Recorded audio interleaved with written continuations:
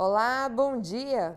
O uso de redes sociais como Facebook e de aplicativos de mensagem como o WhatsApp trouxe agilidade na comunicação entre as pessoas e também deu maior acesso às notícias e informações de todo tipo. Hoje, por meio de um smartphone conectado à internet, todos nós somos capazes de produzir e divulgar textos, fotos, áudios, vídeos sobre os mais diversos assuntos. Se por um lado, nessa era digital, a população ganhou voz, dando a sua opinião e expressando o seu pensamento, por outro, vivenciamos uma verdadeira explosão de notícias falsas, chamadas as fake news. E para discutir sobre esse tema e entender o significado e o impacto das fake news no nosso dia a dia, no programa de hoje, eu converso com o professor do curso de Comunicação Social da UFRN, Daniel Dantas Lemos, e com Lívia Cavalcante, jornalista especialista em mídias digitais. A eles eu dou o meu bom dia de hoje. Então, Daniel, seja bem-vindo ao nosso programa. Eu vou começar com você. Como são criadas, né, e propagadas as fake news, né? Essa é uma pergunta complicada, né? Assim, a gente não tem com clareza qual é o modo de produção das fake news, até porque, em um certo sentido, fake news existe desde que o ser humano convive. Porque quando a gente fala em boatos, quando a gente fala em versões, em lendas, em coisas que nós contamos a respeito de outras pessoas ou de acontecimentos que não correspondem exatamente à verdade, a gente está, na verdade, falando de notícias falsas. O uso dessa expressão é uma expressão mais recente. Acontece nos últimos anos, a partir, claro, de situações ocorridas na Europa e nos Estados Unidos, de você começar a tratar como um fenômeno específico do processo de comunicação chamado fake news. Mas a notícia que a exploração de boatarias, a exploração de falsidades com objetivos políticos, com objetivos ideológicos, com objetivos econômicos, ela é bastante recorrente e bastante antiga. A gente aqui, na nossa realidade local, a gente sempre conviveu com boatarias do tipo, sem dizer nomes, mas a gente vai se lembrar uns 20 anos atrás, que uma grande rede de supermercado foi ser inaugurada em Natal e se divulgou que ia ter preço de televisão sendo vendida a preço de banana. E as pessoas formaram filas imensas na porta do supermercado antes da sua inauguração. Assim, esse tipo de boataria, esse tipo de informação, ela sempre existiu. Qual é a diferença agora? A diferença agora é que tem uma rotina de produção feita para influenciar a opinião pública de determinadas sociedades. Mais de uma dezena de países nos últimos 2 anos tiveram seus processos eleitorais influenciados pela produção de fake news, assim, constatado isso, então, que são divulgadas por redes sociais, que são divulgadas por aplicativos de mensagem, e tem um fenômeno contemporâneo das pessoas perderem parte da sua criticidade e passarem a acreditar tudo aquilo que parece que é uma notícia de verdade, sem ter a criticidade de questionar. E, por fim, nesse primeiro momento, eu queria só lembrar que a fake news, ela tem uma característica muito peculiar. Ela não é necessariamente uma mentira. Ela é, às vezes, uma distorção de um acontecimento verdadeiro. Então, acontece alguma coisa... Tem aquele fundo de verdade. E aí a pessoa subverte, distorce o acontecimento de tal maneira que cria uma falsidade. E aquilo provavelmente tem uma intenção político-eleitoral ou tem uma intenção econômica, mas assim, e é mais fácil da pessoa acreditar porque tem um fundo de verdade. A pessoa sabe, não, algo disso aqui é verdadeiro, então tudo deve ser verdadeiro. É escrito, é divulgado no formato de notícia, ou então refere um veículo de comunicação reconhecido, a um jornalista, uma autoridade, mesmo que seja uma referência falsa. Tudo isso é feito para influenciar o processo decisório da opinião pública. Seja um processo decisório econômico, seja um processo decisório político, que é o que é mais grave e que foi o mais grave em eleições nacionais ocorridas no mundo nos últimos 2 anos. Por incrível que pareça, Camila, no caso, Existe já regras estabelecidas e técnicas e formas de você justamente fazer esse tipo de informação. Sim. Porque, como muitas vezes está voltado para a questão econômica mesmo, o interesse, em princípio, é econômico, mesmo quando ele é político, mesmo quando ele tem outras relações por debaixo, sempre tem uma questão econômica. Então, as pessoas investem, né, em empresas e profissionais, né, que acabam atuando, né, nessa área e fazendo disso um filão, né? Por incrível que pareça, isso acontece, existe. É verdade.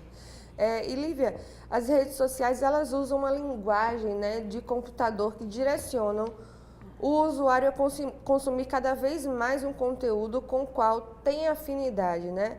Quais os riscos dessa ação, né? Pronto, você no início falou na sua pergunta sobre que as pessoas estão suscetíveis a ver apenas aquilo às quais elas têm afinidade, né?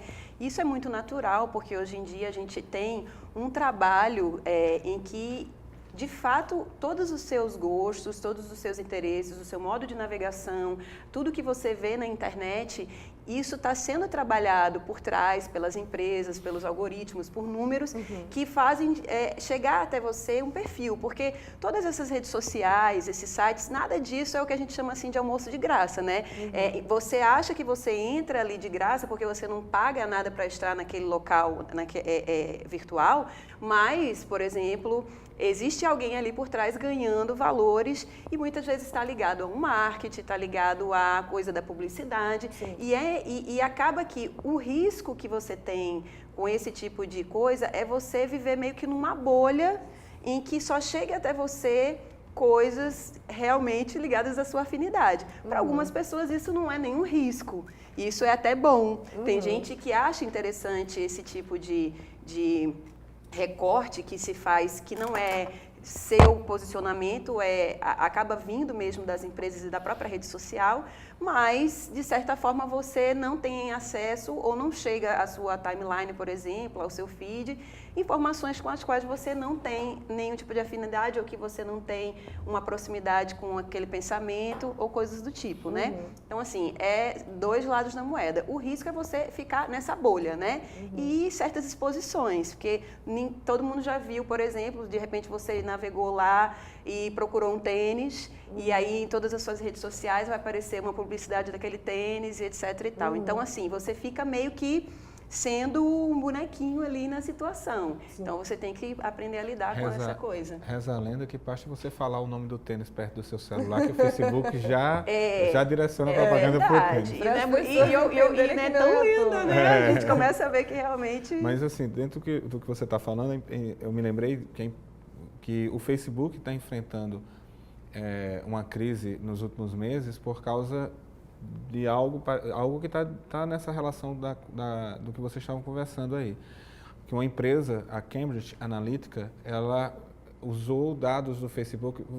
Eu passei muito tempo da minha vida no Facebook, eu confesso, respondendo testes do Facebook, aqueles testes de BuzzFeed, aqueles testezinhos que aparecem para você responder como é que seria meu filho com fulano, assim, meu signo com... Aí você vai respondendo aqueles testes e a Cambridge Analytica explorou a resposta a esses testes para construir um perfil dos usuários do Facebook e direcionar propaganda para esses usuários e para pessoas que nem responderam os testes, mas eram amigos de pessoas que respondiam os testes e influenciaram a eleição de Trump nos Estados Unidos com esse mecanismo e o plebiscito que decidiu pela saída do Reino Unido da zona do euro. Então, esses dois eventos foram influenciados pela Cambridge Analytica, usando o algoritmo do Facebook e os testes de Facebook que a gente responde no Facebook. Então, assim, vai além da fake news, porque vai num direcionamento. E além do direcionamento publicitário, porque uma coisa é você dizer assim, é um direcionamento publicitário. Eu conheço os seus gostos pessoais e agora eu vou direcionar para você a ver uma publicidade, um conteúdo prioritário que lhe diga a respeito. Aqui não, eu estou tentando saber, eu conheço seus gostos pessoais e agora eu vou influenciar a sua opinião, eu vou tentar persuadir você para um determinado caminho de decisório e, nesse caso, decisório político, para interferir no resultado eleitoral. E falando um pouquinho disso, Camila, dessa questão eleitoral, é muito interessante porque esse encaminhamento ele pode acontecer da seguinte maneira, né? O que eles chamam dos dark posts. Você pode ter um candidato em que, de acordo com as suas preferências lá na rede social, como é a sua navegação, como é a sua coisa, você, por exemplo, é a favor do aborto. Então, ele vai fazer uma postagem direcionada para esse tipo de público, onde o conteúdo seja verdadeiro, entre aspas, né? Mas que seja relacionado, por exemplo, favoravelmente ao aborto. Bem como este mesmo candidato pode fazer uma segunda postagem contra o aborto e que seja direcionado apenas para o público que tem aquela coisa. Então, você sequer vai ver essa contradição dentro da rede, porque você está dentro da sua bolha. Entendeu? Vamos continuar essa discussão no segundo bloco, porque realmente é muita coisa sobre as fake news, a gente precisa realmente estar atento. E 1 minuto a gente está de volta. Fica aí.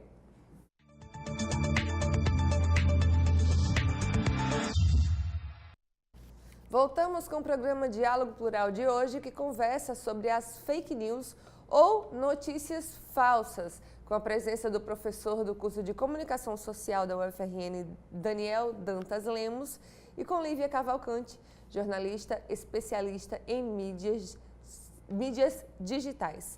Vamos voltar com esse assunto porque a gente quer o máximo possível de informações. Lívia, no caso da vereadora, né, assassinada Marielle Franco, criou-se uma onda de notícias falsas, né, largamente divulgadas por grupos extremistas. É um exemplo bem acabado de como as pessoas operam dentro desses sistemas, por exemplo? Olha, na verdade a fake news ela é uma ferramenta assim bem presente na questão da política, né? A gente vive há algum tempo, pelo menos alguns anos, uma polarização cada vez maior e que acredito eu que tenha ficado mais visível em virtude exatamente da gente ter acesso por meio, né, desse tipo de comunicação, por meio da internet, das mídias, tudo isso, à opinião das pessoas. As pessoas meio que já eram daquela maneira, mas hoje em dia você tem um microfone, um megafone diferente, né?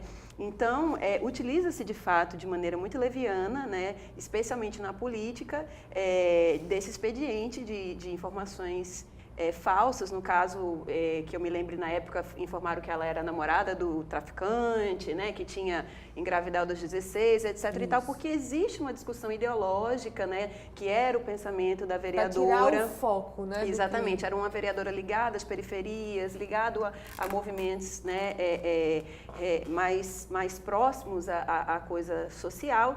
E aí existe um outro lado interessado em diminuir, né? E meio que a política utiliza funcionando dessa maneira. Você tenta levar aquela ideia a uma contradição. Foi o que tentaram fazer com a Marielle, mas que rapidamente foi combatido, né? Pelas boas notícias, por assim dizer, aquelas pessoas que estão trabalhando contra esse tipo de coisa, né? Foi mais ou menos isso. E é interessante porque a gente sempre acredita, por mais absurdo que seja a informação que foi veiculada, a gente vai acreditar naquela informação que confirma as minhas crenças anteriores. Perfeito.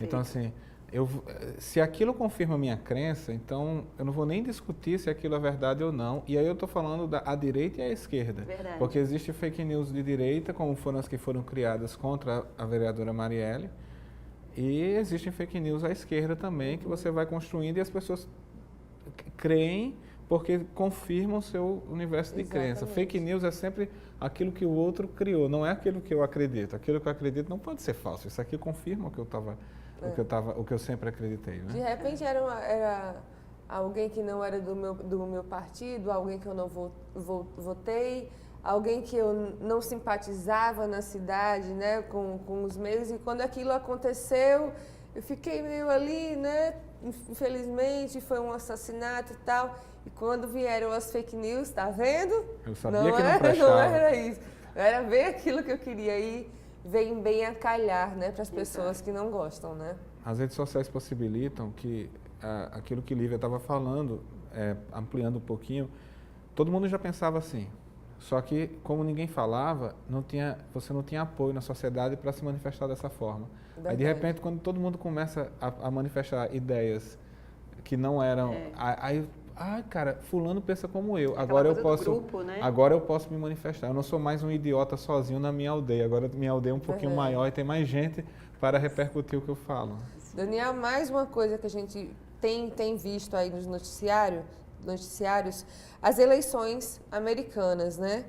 Que foram bombardeadas de fake news. Até hoje, lá e cá, a gente vê notícias sobre isso. Com relação ao Brasil, você acredita que o TSE está se preparando para enfrentar essa questão? Tudo indica que nós vamos ter uma eleição altamente mobilizada pelo uso de fake news, porque, aliás, é um processo que nós já estamos, um processo eleitoral que a gente já enfrenta nos últimos anos. Então, existe a proliferação de muitas fake news nos últimos anos, já visando a construção de candidaturas ou a destruição de candidaturas para esse ano.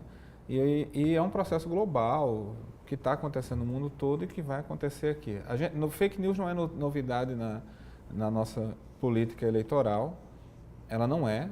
Assim, eu estava aqui me lembrando que tem uma corrente que circula até hoje de WhatsApp. Você falou de grupos da família, existe uma corrente que circula no WhatsApp até hoje, que eu lembro que a primeira vez que eu li foi por volta de 2005, 2006. Aí é uma lista de deputados que teria votado pelo fim do 13º salário. Sim. Ali tem partido que não existe mais, tem deputado que já morreu, tem deputado que não é mais deputado, e as pessoas continuam compartilhando como se isso fosse a mais absoluta verdade. Então não é nenhuma novidade. O que eu acho complicado é que a gente precisa, o trabalho jornalístico é um trabalho de checagem de informações, então fazer fact-checking, como a gente fala hoje em dia, deveria ser o trabalho de todo jornalista, só que está todo mundo agora dependendo só das agências de checagem. O que é que o TSE pode fazer? Eu não sei exatamente, porque o TSE está criando grupos de trabalho, propostas de monitorar, mas quem vai definir o que é ou não fake news? No primeiro momento que a agência Lupa, que é a agência contratada pelo Facebook para fazer checagem de fake news, atuou na semana passada, errou. Então, assim, a primeira atuação da agência de checagem de informações já foi com erro. Então, assim, como vai ser esse monitoramento? Como vai acontecer? Eu acho que a melhor forma de lidar com isso talvez não seja criando legislação, restringindo ou controlando a informação, restringindo a liberdade de expressão, mas educando as pessoas sobre a realidade das fake news. Eu não sei se o TSE está habilitado para dizer o que é fake news ou não. E eu não sei se a decisão vai ser uma decisão justa de definir que tal assunto é ou não fake news. Como, por exemplo, a Lupa errou no primeiro caso que avaliou para o Facebook na semana passada. Eu gostaria de chamar a atenção, Camila, para esse tema ainda. Nesse momento, depois de alguns anos, é que a gente observa a importância da profissionalização, entendeu? Nessa área da comunicação. Quando surgiu toda essa coisa de, como a gente falou no início, todas as pessoas são capazes de produzir conteúdo, de postar, falou-se muito, e o jornalismo acabou, e como é que está essa situação? E os anos foram passando, e as coisas foram acontecendo, e a gente vai vendo hoje a necessidade, por exemplo, da existência de determinados profissionais e coisas que não podem se perder de vista, né? Então, assim, o fato também de você ter uma segurança da qualidade daquele conteúdo te livra da coisa de você, por exemplo, cair numa fake news. E isso está ligado muito, sim, a uma profissionalização da área, a qualificação do setor, técnica a qualificação técnica do profissional na área de comunicação, entendeu? Então, isso eu acho que é importante a gente estar levantando também nesse momento, né? Sem dúvida. Fake news é o nosso tema de hoje. Fiquem atentos ao nosso tema, porque é bastante importante. Você que adora estar nas suas redes sociais precisa entender um pouco desse assunto de hoje. Fica com a gente, 1 minuto, a gente já volta. Voltamos com o último bloco do nosso Diálogo Plural de hoje, que conversa sobre as fake news ou notícias falsas, com a presença do professor do curso de Comunicação Social da UFRN, Daniel Dantas Lemos, e com Lívia Cavalcante, jornalista especialista em mídias digitais.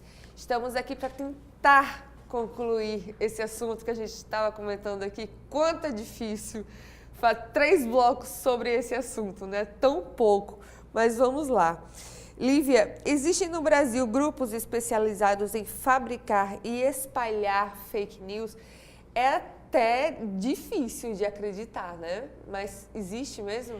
Pois é, com certeza existe, vamos dizer assim, pessoas a quem você recorre para produzir esse tipo de coisa. Mas assim, a esse respeito, eu gostaria de falar de algo que prejudica e até propicia, por exemplo, a facilidade da fake news, que é você cada vez mais tentar automatizar os procedimentos que só um ser humano, por exemplo, pode fazer, né? E aí, empresas que trabalham com análise de dados, que criam robôs, né, que são os bots, aquela coisa toda, perfis falsos, isso tudo acontece, né? Mas isso só acontece exatamente por cada vez mais as pessoas estarem automatizando esses processos todos, porque hoje na internet, nas redes sociais, você busca muito a questão dos números, né, da quantidade e não da qualidade, né? Porque criou-se comercialmente essa coisa, né? Às vezes você é um profissional de mídia social, você vai vender o seu serviço, então você vai lá para a pessoa que está lhe contratando, eu vou te dar tantos likes, vou te dar tantas curtidas. Isso, inclusive, é muito discutido no meio profissional e eu sou daquelas que defendem, acima de qualquer coisa, a qualidade em detrimento da quantidade. Sim. A quantidade, ela vem a rebote, né, e a partir de um processo gradual. E que, falando sobre isso, até tem uma brincadeira acontecendo aí recentemente no Instagram, que está todo mundo postando lá, nós estamos com 7% de visualização, dê um sim para poder você continuar recebendo as nossas coisas, né? Porque é aquela coisa dos números, aquela coisa da quantidade. Isso já aconteceu há 1 ou 2 anos atrás, agora está voltando a acontecer. Exato. Né? Então, sobre isso, eu diria, sim, existem empresas, existem profissionais, existe todo um aparato, né, tanto de maquinário, de automatização e de pessoas também que trabalham para essa coisa da fake news, mas eu acredito que isso é ajudado e propiciado por esse caminho que a gente muitas vezes segue erroneamente de automatização da comunicação nas redes e na internet como um todo, né? Verdade. Daniel, qualquer história, declaração ou trecho de discurso pode ser manipulado e convertido em fake news?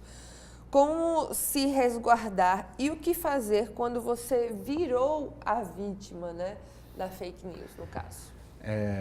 Eu virei a vítima de fake news já. Infelizmente. Infelizmente. Né? Então, qualquer coisa pode ser convertida e distorcida e transformada em fake news. E, recentemente, uma página no Facebook bem acessada aqui no estado do Rio Grande do Norte, bem conhecida, fez uma postagem contra mim e que terminava dizendo que eu deveria ser exterminado do universo. Nossa! E havia uma questão política por trás dessa publicação e com muitas inverdades com respeito à minha atuação profissional. Sim. Na universidade. Então, assim, era nitidamente uma fake news estampando a minha foto e me colocando como alvo de extermínio do universo. O que é que a gente pode fazer quando acontece isso? Eu acho que não existe nada prévio a se fazer. Então, assim, existe educação, existe denunciar quem promove fake news, denunciar mesmo, expor, que página tal. Eu estou falando isso e não disse o nome da página, né? Notícias no Face, a página era essa. Então, essa página promove fake news. Eu tenho que denunciar que essa página promove fake news, que outras páginas promovem, outros espaços promovem. E, ao denunciar, eu estou educando as pessoas para que tenham cuidado sobre isso. Agora, a liberdade de expressão é uma garantia do Estado democrático. A gente precisa garantir o direito das pessoas se expressarem. Só que a liberdade de expressão se vincula a uma responsabilidade. Então, o fato de que criaram uma fake news e me ameaçaram, me fez agir contra eles na polícia. Então, eu fui lá, boletim de ocorrência contra eles e pedi a investigação de quem é o usuário, quem comanda essa página, para ser responsabilizado. A primeira coisa que eu fiz como vítima de uma fake news, foi procurar a polícia. Porque no meu caso não era só não era simplesmente uma inverdade, mas era também uma ameaça muito clara. Sim. Então, assim, denuncie, verifique e vá à polícia. Recentemente no estado nós tivemos situações em que pessoas quase foram linchadas, que pessoas quase foram agredidas por causa disso. Bem complicado, bem mais sério do que a gente pode imaginar, né? Lívia, as pessoas estão preparadas para identificar, né, o que é falso? como se proteger, né, das fake news? Eu acredito que ler está antenado mais do que nunca, né? As pessoas não estão preparadas, né? Porque, embora já seja algo com quem a gente vive há pelo menos 2 décadas, essa coisa do mundo virtual, né, da internet, de sites e toda essa questão, nós não aprendemos ainda no sentido de formação mesmo a lidar com isso. Nós temos uma geração que foi uma geração de transição, nós temos já gerações que já nasceram e cresceram com isso, mas essas que nasceram e cresceram educadas e orientadas por aquela geração de transição, então isso ainda não é muito claro. A coisa da educação digital mesmo, né? E é algo que também vai ser um processo. Então é importante que a gente esteja atento para esse tipo de educação, é fato. Pais, né, as pessoas que têm responsabilidade sobre uma criança em formação, por exemplo, né, e aqueles que já estão no decorrer do processo realmente se interessar em buscar informação, em ler e justamente, no caso, uma maneira de se proteger, você ter a saber as fontes, de onde vem aquela informação, né? Conhecer o tipo de página é muito importante, você saber a qualidade do conteúdo. Às vezes você tem páginas que são conhecidas de fake news e elas fazem por chacotagem mesmo, e aí as pessoas, por falta de conhecimento, postam. Quando você entra na página lá, já está escrito, nós somos uma página de informações fictícias. E mesmo assim as pessoas não olham, porque com tudo que a internet nos trouxe de velocidade, isso também é a velocidade na leitura, às vezes a pessoa lê só um título, às vezes a pessoa lê só uma palavra e aí aquilo já faz ela compartilhar. Então, parar com aquela mania de compartilhar coisas que você sequer leu, só porque você leu no título e às vezes ali está uma armadilha, entendeu? Realmente você se preocupar como o seu papel de propagação desse tipo de coisa. Daniel, rapidão pra gente, justamente para a gente encerrar esse bloco, pode falar, fica à vontade. A última coisa que eu queria dizer era assim, o que eu diria, eu sempre digo para aquela nossa tia que fica compartilhando informações no WhatsApp com fake news, eu sempre digo isso, vá no Google e procure essa notícia. E veja se essa notícia que você está compartilhando está em algum site de notícia, algum espaço de notícia que seja formal procede, né? E que seja socialmente reconhecido. Um jornal, um site de notícias. Normalmente a fake news não vai estar lá, vai estar em blogs, em sites, em links desconhecidos. Então, assim, primeira coisa fundamental a fazer, verifique se aquela notícia está publicada por alguém socialmente considerado jornalístico, né? Um site respeitado. Pronto, falei demais. Imagina. Daniel, obrigada pela participação. Volte sempre ao nosso Diálogo Plural para falar sobre esse assunto e outros mais que venham falar sobre fake news e outras coisas que tanto merecem nossa atenção. Lívia, obrigada pela participação. Lívia, que tanto contribui para o nosso Diálogo Plural acontecer, ela que está ali efetivamente todos os dias. Obrigada, Lívia, pela participação. E se você quiser mais informações sobre o nosso Diálogo Plural, acompanhe as atualizações no nosso Instagram, pelo @sintestrn, no nosso site, o www.sintestrn.org.br, na nossa página do Facebook, que é o facebook.com/sintestrn. Então, a você um ótimo final de semana e até o próximo sábado, se Deus quiser. Tchau, tchau.